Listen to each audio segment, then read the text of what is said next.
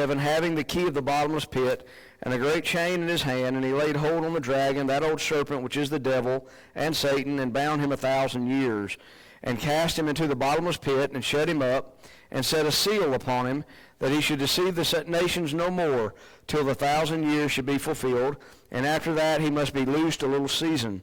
And I saw thrones, and they that sat upon them, and judgment was given unto them, and I saw the souls of them that were beheaded for the witness of Jesus and for the word of God, and which had not worshipped the beast, neither his image, neither had received his mark upon their forehead or in their hands, and they lived and reigned with Christ 1,000 years.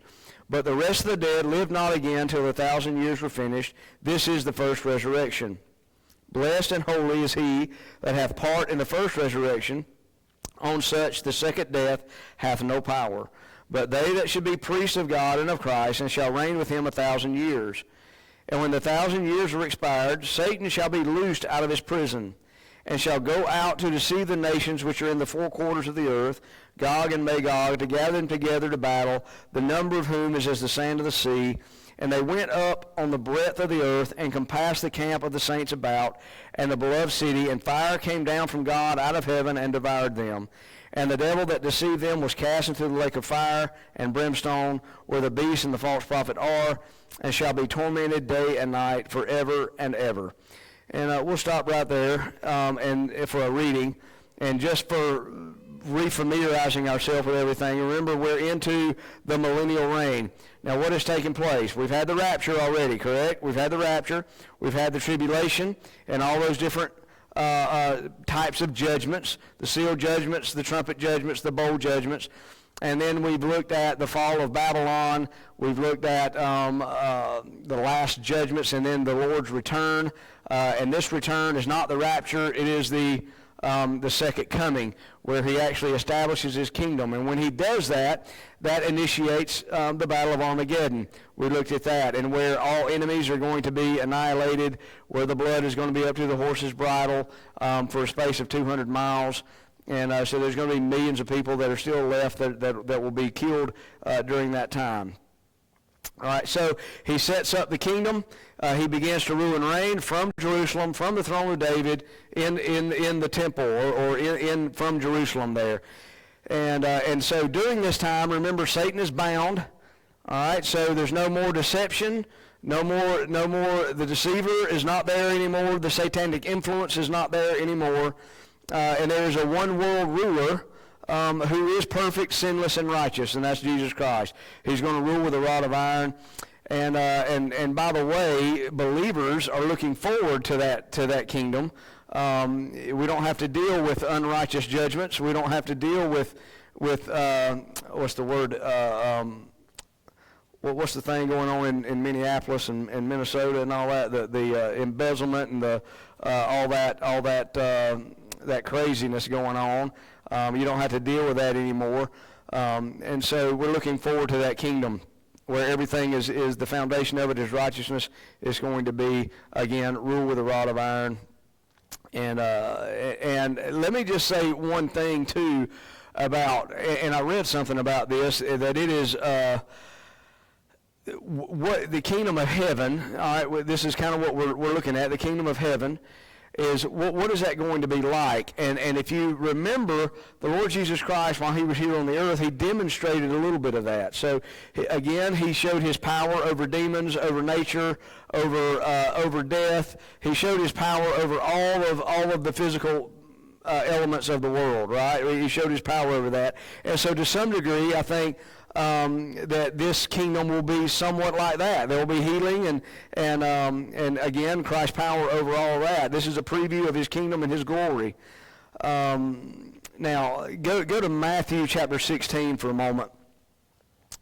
And I've got a few verses to look at tonight regarding just that kingdom and some things we're going to be talking about. But Matthew chapter, what did I say here, 16.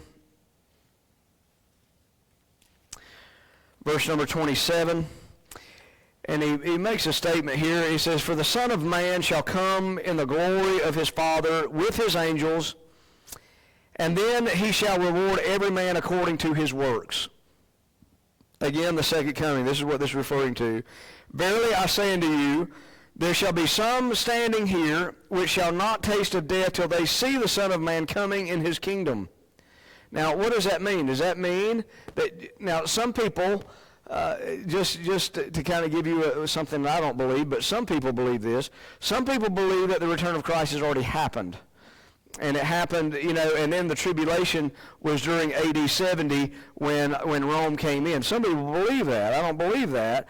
And some people would say because it says that some there would not see death till he came, or till you see the Son of Man coming in his kingdom. All right, well, now, but it clarifies. Let's go down to chapter 17. And after 6 days, Jesus taketh Peter, James, and John, his brother. And also notice back in verse number 28, there be some standing here which shall not taste of death till they see the Son of Man coming in his kingdom, or with his glory. All right, that's what that's referring to. So some of them standing there would see that. Now, when we get down to chapter 17, who is with him? Well, this is the transfiguration. All right, what happens at the transfiguration? Nobody knows? Huh? He like pulls the veil of flesh back and lets them see his glory. All right, well, let's read it. All right, everybody's looking at him like deer in the headlights. All right, let's look at it.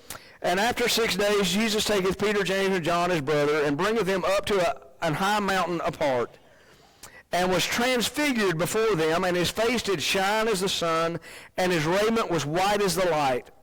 And behold, there appeared unto them Moses and Elijah, talking with him. Then answered Peter, he said unto Jesus, Lord, it is good for us to be here.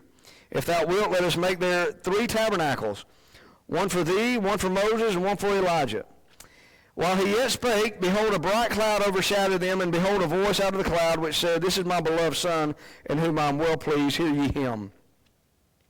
And when his disciples heard it, they fell on their face and were sore afraid. And Jesus came and touched them, saying, Arise, be not afraid. And when they had lifted up their eyes, they saw no man save Jesus only. And as they came down the mountain, Jesus charged them, saying, Tell the vision to no man, until the Son of Man be risen again from the dead. So, did they see the glory, Jesus' glory? Did Peter, James, and John see Jesus' glory? This was a glimpse into the kingdom. You understand what I'm saying? This is a glimpse into the resurrected Christ, how he's going to be returning with power and glory, and it talks about that. He's going to be bright and shining. This is what these men saw, Peter, James, and John. And back when it says, and some men would not taste death till they have seen the kingdom, or the glory of the kingdom, that's what it's referring to. All right, so now we get down to, I'm going to have to wrestle this thing. Okay. Is that still on? Okay. And then at that particular juncture, at the transfiguration, you had some Old Testament representation, correct? And who was that? That was Moses and Elijah. Then you also had some New Testament representation. Who was that? That was Peter, James, and John. So you had Old Testament, New Testament, and then you had Jesus in his glory, which is kind of like a representation of what the kingdom is going to be like. Does that make sense? All right. And then also, as he was living, I told you that all the miracles that he did and all the power that he displayed is going to be something similar to what is going to be in the kingdom. Again, that kingdom is yet to come. That's during the 1,000-year reign when he sets his foot back on the earth. And don't be confused with chapter 20, the battle in chapter 20, and the battle in chapter 19. Again, we see in the first part of chapter 20 the removal of Satan. He's cast out. We looked at that. He's cast into the bottomless pit. He's chained so that he's bound for 1,000 years. And then in verse 4 through 6, we looked at the reign of the saints, the rapture, and the end of the tribulation. And again, the church is in their glorified form.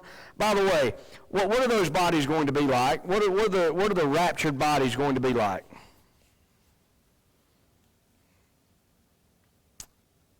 So remember, we've been in heaven for 7 years now, right? All right, we've been in heaven with the Lord for 7 years, and then he's returning. Who's returning with him? The saints are returning with him. All right, but during that process, you remember when we go up in the clouds of the air, our body's going to be changed. Remember, at the time of the rapture, we're going to have new bodies. So these are glorified bodies. What does that body look like? Oh man, come on! I must not have taught enough on it. Go to 1 Corinthians 15.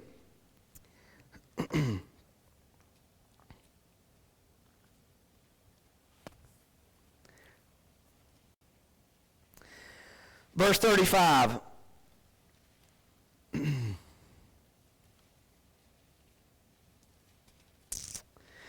But some man will say, how are the dead raised up, and with what body do they come? Thou fool, that which thou sowest is not quickened except it die. So in other words, all right, let me explain something here. What happens to a seed? Does a, let's just take a plant here. Let's see here. A sunflower. When you're looking at a sunflower seed, do you think, okay, that looks like a flower? No, and it dies, and you put it in the ground, and it dies, and what happens from that? It sprouts, and it becomes something different, or it's not different, but it becomes a sunflower. But just looking at the seed, if you didn't know what that seed was, you would be kind of astonished, because that's what it became, right? So it's kind of like the body. It dies, and it's going to come back as something different, or something that's unexpected. Go back to verse 37 now. And that which thou sowest not the body that shall be, but bear again, and it may chance of wheat or of some other grain. But God giveth it a body as it hath pleased him, and to every seed his own body. All flesh is not the same flesh, but there is one kind of flesh of men, another of beasts, another of fishes, another of birds. There are also celestial bodies, bodies terrestrial, but the glory of the celestial is one, and the glory of the terrestrial is another. There is one glory of the sun, another glory of the moon, another glory of the stars, for one star differeth from another star in glory. So also is the resurrection of the dead. It is sown in corruption, it is raised in incorruption. So what's the first thing here? How is it raised? What type of body are we going to have? Incorruptible. What does that mean? What does corruption mean? Going on what? It means it can be defiled. It means all right. For instance, one way that the Bible uses the corruption of the body is when it begins to decompose. Corruption. All right, it corrupts. It can be wickedness, sin. It's corrupted. It could be any of that. But what is incorruptible? It's the opposite. I mean, it's the opposite of that. It is not going to be defiled. It is not going to be decomposed. It is not going to be anything like it. It's raised for everlasting life. All right, so what verse was I at?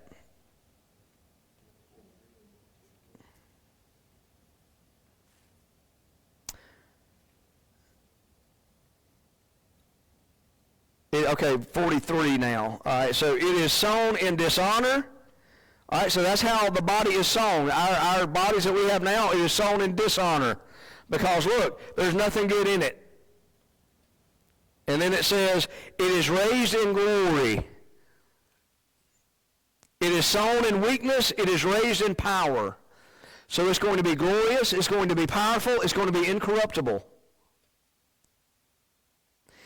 And so it is written, the first man Adam was a living soul, the last Adam was made a quickening spirit. Howbeit that when he was first spiritual, it was natural, and after that he which is spiritual. The first man is the earthy, the second man is the Lord from heaven. So anyway, and I'll stop there, but you kind of get an idea of what that body. So if I ask you now, what is your glorified body going to be like? What's it?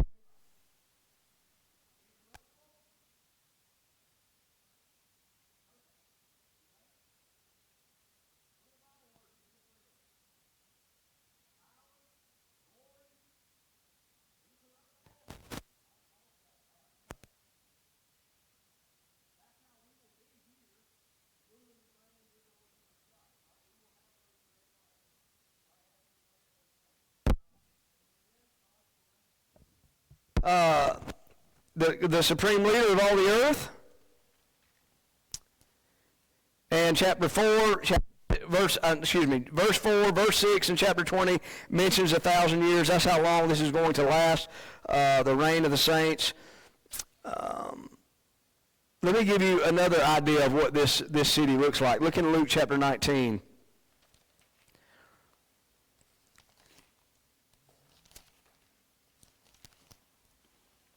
Verse number 17.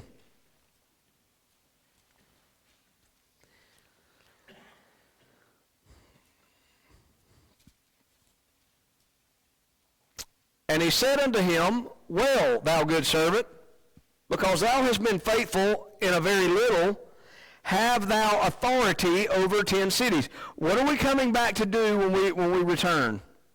When Jesus returns and we're with him, what are we coming back to do? The Bible tells we're going to rule and reign with him. So here it kind of gives an example here. Look what it says. What verse did I say? Yeah, 17. All right, so this fellow, he's been faithful in very little, have thou authority over 10 cities. And the second came, saying, Lord, thy pound hath gained 5 pounds. And he said likewise to him, Be thou also over 5 cities. And another came, saying, Lord, behold, here's thy pound, which I have kept laid up in a napkin. So anyway, I believe that how you have served, how you have been faithful here on this earth, it will be a direct reflection of what you're in charge of, or how you're going to rule and reign, or what position you're going to have in the kingdom. Does that make sense? So, I mean, if I have not been faithful, I'm not going to have very much responsibility. But if I have been faithful, and it doesn't matter if I've been given little things to be faithful over here in this life. I mean, if I can be a janitor in a church and be faithful being the janitor in the church, and that's the position that God has for me, and I'm faithful in that, and I'm serving it with all my heart, you know what? I think he's going to be rewarded in the kingdom. You remember? Because he was faithful doing what he was supposed to do. Now, you can have an unfaithful pastor. Now, if you have an unfaithful pastor, and man, he's in front of people, he's preaching all the time, it looks like he's doing the Lord's work, but if he's not faithful, how much do you think he's going to be in charge of in the kingdom? You with me? And so I think sometimes there's going to be people in positions of authority we're going to be surprised at. But the Lord knows all those things, and he keeps track of all that. So he knows who's faithful, he knows who's not. And again, this is the reign of the saints. And by the way, let me just say during that time that the Abrahamic covenant is going to be fulfilled as far as the land promise. Just one more thing I want to throw in there. That 1,000-year reign, we looked at this when I talked about Israel. This was on a Sunday night several nights ago. But what were the boundaries? Anybody remember the boundaries of where Israel, the promised Israel, was? Anybody remember those boundaries? Yeah. It was from the Nile River, the great river of Egypt, until the Euphrates River. And so they do not occupy that land right now. They never have occupied all that land, but they will be occupying that land during the time of the millennial kingdom. That is when the fulfillment of the Abrahamic covenant will come to pass. All right, let me go through. It mentions the unsaved dead in verse number 5 as well. The rest of the dead. You have to remember, when it talks about the first resurrection, there are several stages in that first resurrection. For instance, who was the first fruit of resurrection? Christ. Yeah, he was the first. All right. Now, and then there's going to be a resurrection and I mentioned this a little bit, at the time of the rapture, right? There's going to be a resurrection then, and there's probably going to be another resurrection at the end of the tribulation period for the saints that were martyred and things like that through the tribulation period. So you have several stages that is still considered part of that first resurrection. Does that make sense? And because the second resurrection are for the unbelievers. And that's going to happen after the millennial reign. We'll talk more about that when we get there. But nevertheless, so you have people, so within the kingdom, let's look at this, the people who are going to be ruling and reigning, and it mentions them here in the first few verses, we're going to have Old Testament saints, correct? We're going to have New Testament saints, which is the church. They're going to be part of that. They're going to be tribulation saints who are martyred, whatever. They're going to be part of that. But then also there's going to be people who have survived, that did not take the mark of the beast, that trusted the Lord, that were believers, that make it through the tribulation period. And these are the ones whom are going to be ruled and reigned. Does that make sense? So they're going to be the people who are going to repopulate the earth. By the way, let me just throw something else in here, is that in our glorified bodies, it talks about that. We're not going to be marrying or giving in marriage or anything like that. So that type of life is going to be over. We're going to be worshiping Christ and doing his bidding from that point on. All right, so when we're in the millennial reign, we're not looking at marriage as far as we're concerned, because we're the church, all right, or the Old Testament saints or the tribulation saints. But the people that survive and make it into the millennial without perishing, without dying, they've survived all those terrible things. Those are the ones that the Lord is going to use to repopulate the earth, and there will be millions and millions of people by the time we get to the end of the tribulation period, all right, because they have repopulated, and it's going to be. Now, how many of you, some of our older ones in here, how many of you came from families of 6 or more kids? Anybody? Okay. And you remember back when farming was a big deal in the United States? And they had, why did they have a bunch of kids? To work the farm. I mean, really, that's why they had a bunch of kids, you know. And so a lot of these, I mean, they would have, it wasn't unheard of to have 10 or 12 kids. I mean, it wasn't unheard of. And so when we entered into that period, I think it will be a time of repopulating on a grand scale. I believe it will happen that way. So anyway. So that is the reign of the saints. Now, let's go down to verse number 7. And when the 1,000 years are expired. So now we're getting to the end of the 1,000-year reign. Everything's been wonderful. Everything's been great. But remember, now you and I, Old Testament saints, New Testament saints, tribulation saints, we have what type of bodies? We have incorruptible bodies. We have glorified bodies. We have powerful bodies. But the ones that have made it through the tribulation, they're still flesh. You with me? They're still corruptible. Does that make sense? And they're the ones repopulating the earth. And look what it says. And so we get to the 1,000-year reign, to the end of it, and it says that Satan will be released for a little season. The release of Satan in verse number 7. Because here's the thing, no unbelievers will make it past that point. In other words, there's going to be a little season. And why would God do that? Why don't he just end everything and just start fresh and just start all? Why would he do that? Why is he going to let Satan out for a little bit? Why is he loosening him? He's about to separate. You know how even in the time of the tribulation, he's separating the sheep from the goats, right? The same thing is going to happen again. The people that have lived through there have lived through the reign of Christ. All right, and they don't know any different. All right, now remember, he's ruling with a rod of iron. It's his way or no way, remember? All right, and so that's the way it's been. And you know what man's heart, you know, I hope you know your heart well enough. When you've been told what to do and how to do it for so long, how does that take you? How do you take that? Are you with me? And so there will be some who will rebel. Let me just give you a few instances of this. All right, Satan, Lucifer, was he in a perfect environment? What happened? Pride. He's telling me what I'm going to go above heaven. I'm going to make my throne above the Lord's throne. I'm going to. All right, you remember that. All right, so even in that perfect environment, he rebelled. Now let's go to the Eden, the Garden of Eden. Now look, before sin had ever entered into the garden, you had Adam and Eve there. But look, did they rebel? They rebelled. I mean, they had everything they wanted. Did God really say? All right, you with me? And so we're going to get to that point here. Satan's going to be loose for a little season. They've not had any deception. They've not had any of that. But now here comes the deception, and he's going to separate the true believers from the unbelievers. And there will be some who refuse and reject. Again, this is pride and self over Christ. This is what they will choose. Even today, there are people who choose violence over peace. I mean, that's what they choose. They choose lies over truth. I mean, honestly, it is really unbelievable sometimes when you present somebody with truth. This is what the Bible says. The Bible is truth.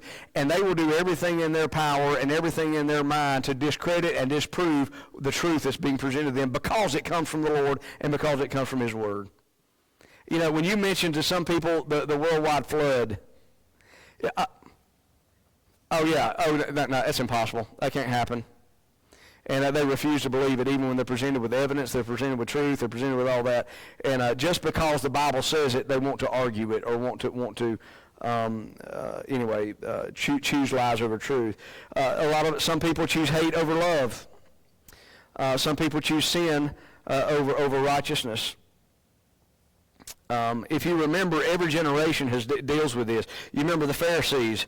The Pharisees walked among Christ. They walked with Christ. But at the same time, they would say, as he was casting out demons, that, he's casting out demons by Beelzebub, by the power of the devil. They would not, they refused to accept truth. And there's going to be people the same way. There's people like that today. There's people like that in Jesus' time. There's been people like that through all human history. And there's going to be people like that at the end of the millennial reign as well. And then, again, he's released to deceive and lead and influence the rebellious. Now look what it says. The ones, he's gathering again another army. Back to chapter 20. Let's go down. Let's read down. And I've got to hurry up. Verse number 7, when the 1,000 years are expired, Satan will be loosed out of his prison and shall go out to deceive the nations which are in the four corners of the earth. Now, I don't think this is actually four corners. This is just talking about north, south, east, west. That's what it's talking about. But it is also, so what is Satan going to do? He's going to deceive, and who is he deceiving? This is a worldwide thing. The deception is going to be global. It says nations. All right, so there's going to be lots and lots of people involved in this. And it says Gog and Magog. We're not sure what Gog is, but Magog is Russia. It's really, I wrote it down here. It's actually, Magog is actually the name of the grandson of Noah, the second son of Japheth. You remember Ham, Shem, and Japheth, Noah's son, and it was his son, Japheth's son, or Noah's grandson, that settled in Russia, that area there. And anyway, that kingdom is going to be established in Russia, and this again is the last and final battle. Not Armageddon, but this battle takes place around Jerusalem. If you go and look, to gather them, so he's deceiving the nations again, to gather them together to battle, verse number 8, the number of whom is as the sand of the sea. Again, this is not, okay, we're going to go to the seashore and we're going to count specks of sand or little grains of sand to see how many people that's going to be. This is a figure of speech. He's just saying there's going to be innumerable. There's going to be so many people involved in this, in the rebellion against Christ during that time, that is empowered again by Satan, deceived by Satan, and he's gathered them together again to try. He's deceiving them to try to overthrow the rule that Christ has had. And the devil, let's see, and when they went up on the breadth of the earth, verse number 9, and compassed the camp of the saints about and the beloved city. All right, so here they are. What is the beloved city? That's Jerusalem.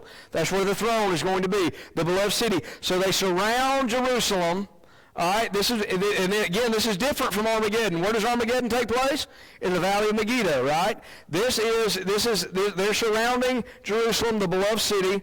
And it said, and fire came down from God out of heaven and devoured them.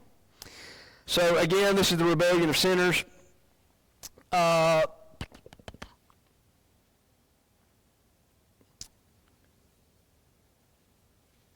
Again, Jerusalem is the focus of the battle, where Jesus reigns, where his throne is, and where he is worshipped. And by the way, that word devour, it means completely consumed. but anyway, devoured by fire from heaven. There have been several instances where God used things like this to devour his enemies or to deal with sin or to deal with that. One of them would have been where? Huh? I've got maybe Nadab and Abihu, maybe. Sodom and Gomorrah was one. All right, he dealt with that. In Leviticus 10, it's Nadab and Abihu. God sent fire down to devour them. 2 Kings, it devoured soldiers. And then also the last judgment is fire, which is the lake of fire. All right, so God uses that from time to time, but he's going to use that here to devour the enemies. How at the Battle of Armageddon, how are the enemies dealt with?